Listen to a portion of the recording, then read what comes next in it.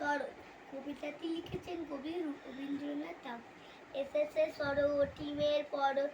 লেগেছে হাওয়ার পরে,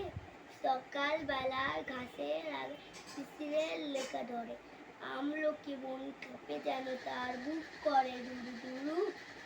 পেয়েছে খবর পাতা খসানোর সময় হয়েছে শুরু,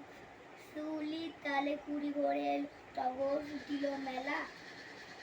মালতী লতায় খোঁজ নিয়ে যায় মৌমাছি তুই মেলা, গগনে গগনে প্রদর্শন শেষে পেঁপেরা পেয়েছে ছাড়া, বাতাসে বাতাসে ফিরে ফেরে ভেসে ভেসে নাই কোনো কাজে তারা, দিঘি ভরা জল করে ঢল ঢল, নাই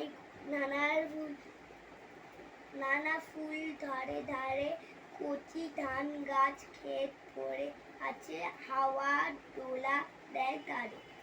যেদিকে তাকায় সোনার আলো দেখি যে ছুটির ছবি,